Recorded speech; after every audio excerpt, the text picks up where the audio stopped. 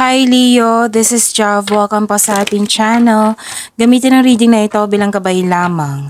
Kung naka-resonate kayo, comment down. Kung hindi kayo naka-resonate, ibigay niyo po sa iba kasi general reading po ito. This is for you, Leo.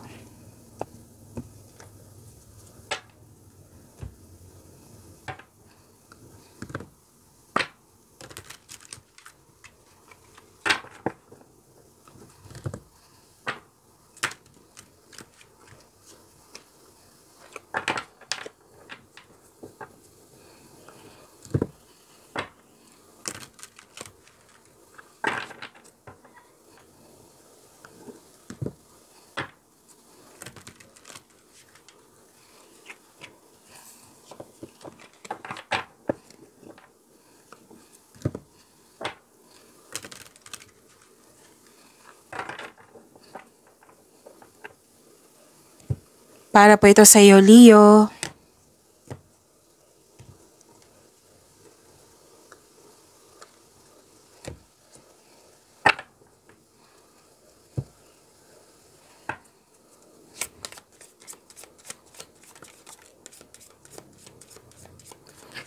Maraming salamat po sa inyong patuloy na suporta at maraming salamat din po sa mga hindi nag-skip ng ads. Sa mga hindi pa nag-subscribe, subscribe na po kayo at click bell notification para malaman nyo na may bago tayong video.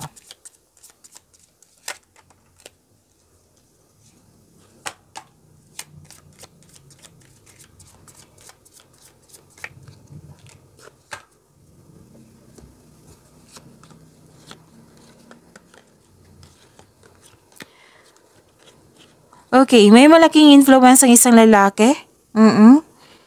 At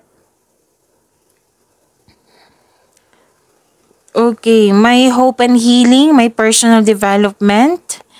This is money luck, L-U-C-K. Nakatanggap kayo ng blessings. Maraming ideas na bibigyan mo ng aksyon. Pwedeng recognition po ito na ano tawag dito, nakilala ka, fame or awards. Pwedeng nag-research kayo sa internet para may makuhang learnings or clarity. Yes, may personal development dito, nakatanggap kayo ng blessings. May ending with new beginning. May nag-let go ka at nagkaroon ng transformation. At may concern ka sa dito sa isang tao na masyadong stricto or mahirap kausap. Nagkaroon ng separation, maraming case ng separation ha, alam niyo na yan, kung ano yan. Pwedeng space yan, tumiwalag, umalis, literal na separation, pwedeng end of contract, closure.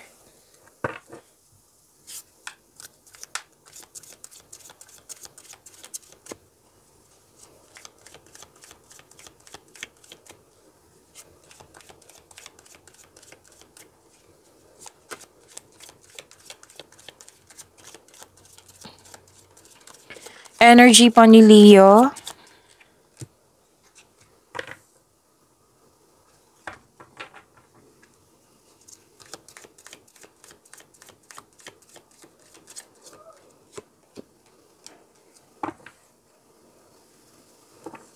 Paalala lang po, Leo, kung may napansin kayo na repeating message, meaning to say, pinupush ng course nyo yan.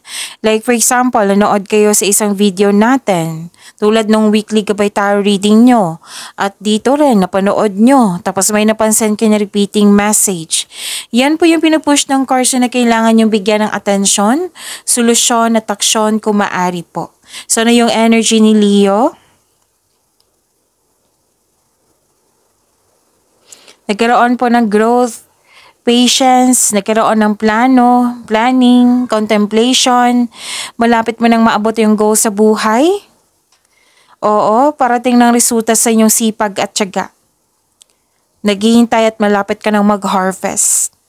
Sa mga nagmamadali dito para magkaroon ng relasyon, sabi ng card dito na maging mapagpasensya, patuloy mo lang alagaan yung sarili mo habang hinihintay mo yung bigay ng tadhana sa iyo. Okay? So you're very close to see the tangible results in your effort. Huwag kayong mag-give up. Stay positive and be grateful.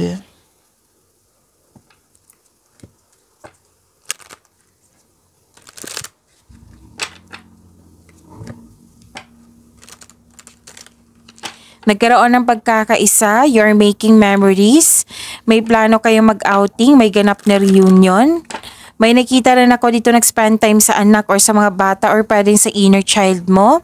Alam nyo ba sa pag-spend time sa mga bata, sa mother figure, sa inner child mo, it will refresh your energy. Nag-spend time ka rin sa mga old friends or sa mga taong para mo ring pamilya. So, posibleng may pagpatawad na pangyayari po.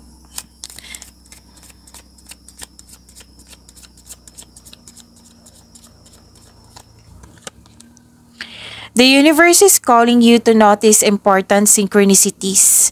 So, na may mga signs dyan, oo, na binigay sa iyo ng universe, na kailangan mong mag-connect sa new energy, lalo na sa pakikinig, okay? Lalo na listen to your intuition, okay? Kasi, calling you out. Yung may calling. Okay, may calling po na kailangan nyo makinig sa inyong intuition. Pwedeng mag-meditate, mag-grounding, mag-connect sa nature. Basta connect to your energy. Oo. Connect to your intuition kasi may calling po dito. May sign na binigay sa inyo. Career and money po ni Leo.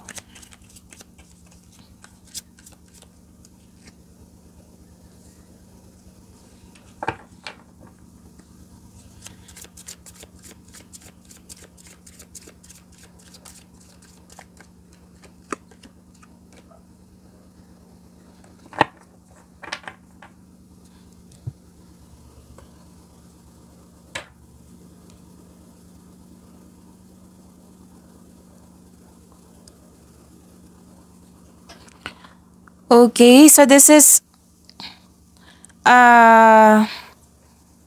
you're moving into a relationship role sa work or nakikita nilang magaling ka na leader. Sabi ng card dito na magaling po kayo na leader at stable ka na sa napili mong career and financial stability, kitang-kita ko po dito. So, claim niyo po.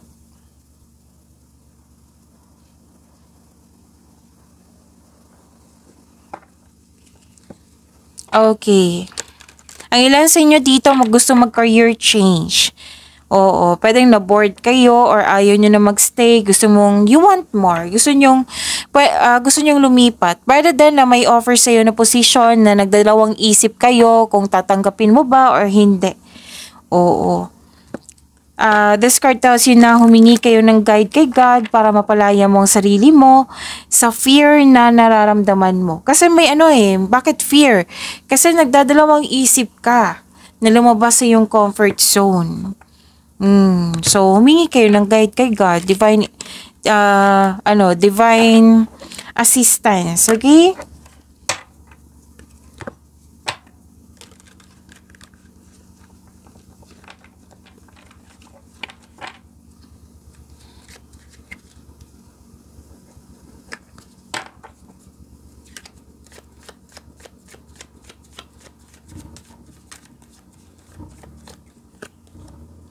Oh, Leo. Tingnan nyo. Fruits of labor. It's time to reap the fruits of your labor and become rich. Rich gain is here. Wow. This is harvest time. Kasi nga, naging productive kayo sa araw-araw. Kumbaga, kumilos kayo. Hindi kayo huminto. Kumbaga, pag naging productive kayo, you're making change para may pagbabago na mangyayari. So, ito na. Nag-harvest na kayo.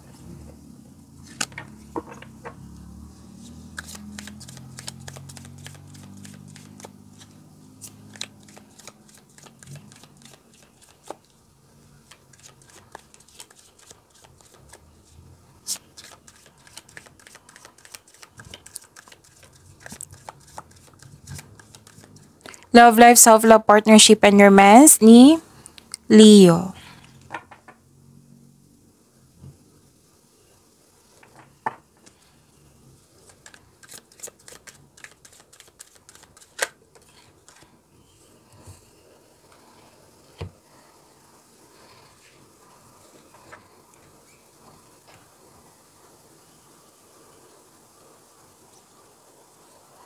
Okay.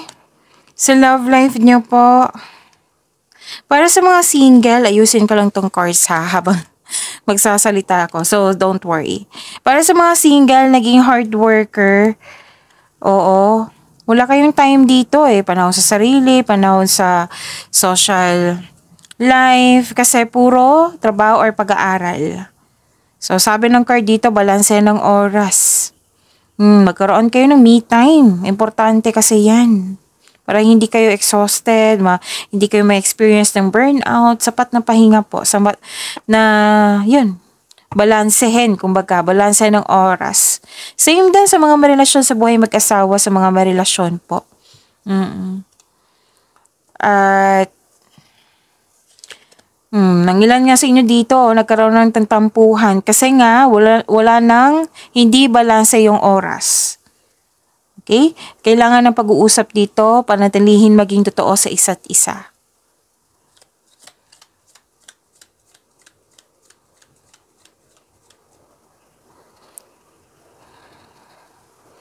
Okay, may nakita ko dito. Dalawa lang to eh. So, either sa dalawa. Ang isa, nakikita ko dito na may concern sa third party. May concern din dito or may concern din dito sa tutol sa inyong desisyon, plano, ideas, or tutol na sa mga ginagawa. Kasi nga may sobra na sa, what I meant is, yung naging disbalance na ang oras. Na wala nang enough time para sa family, sa partner, sa sarili.